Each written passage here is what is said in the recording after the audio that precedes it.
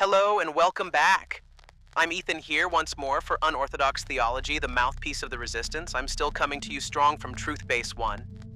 In this episode, we conclude our discussion with Sophia, a friend, a biblical scholar, and a fellow traveler with the resistance. So Sophia, when we left off for the last break, we were talking about the second Aramaic prophecy and how it doesn't align with Alexander or his successors. Can you tell us more? Yes, most definitely. The second Aramaic prophecy is the conclusion of the Aramaic core and the only vision memoir in it. It's much more detailed than the first. Does it parallel the first prophecy? Yes, absolutely. The two end times prophecies are parallels. Like the first prophecy, the second focuses on a succession of 4 world empires before the advent of a 5th and final kingdom of God. Unlike the first prophecy, the second depicts these kingdoms as distinct beasts that rise from a turbulent sea, rather than the metal parts of a single idol. The first beast is like a winged lion that loses its 2 wings. The second beast is like a bear, gnawing on 3 bones. The third is like a 4-headed leopard with 4 wings, and the vision notes its great dominion. The fourth beast is a terrible monster. It attacks the Jewish people for a time, 2 times, and half a time, a cryptic expression for 3.5 years. After that attack, a divine court condemns the fourth beast to fiery destruction, and it glorifies the Jewish people through the establishment of a kingdom of God under a Messiah called the Son of Man. Tell us more about the fourth beast. The second prophecy tells us that the fourth kingdom is divided among 10 kings, symbolized as 10 horns. As Daniel watches this beast, 3 of these 10 are uprooted by an 11th little horn. This little horn is noted for its human eyes and a human mouth that speaks many words against God and the Jewish people.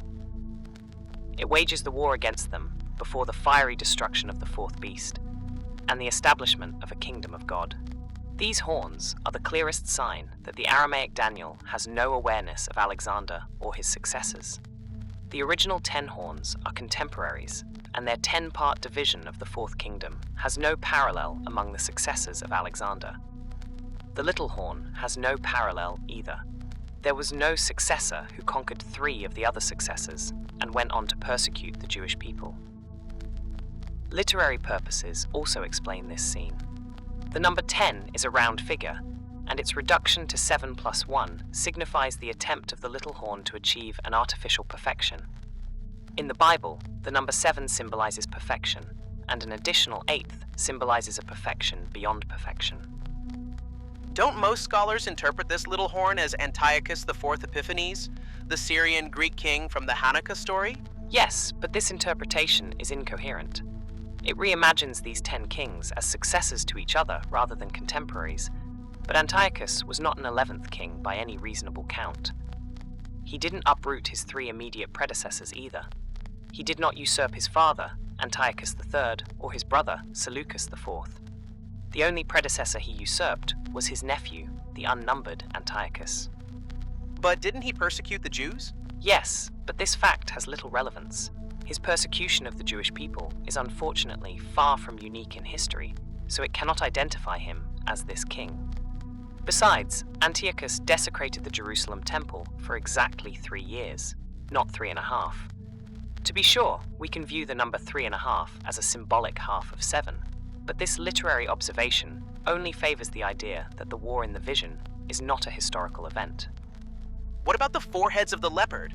Can't that signify the 4 Hellenistic kingdoms? No, the leopard signifies a Achaemenid Persia, and its 4 heads and wings have literary explanations.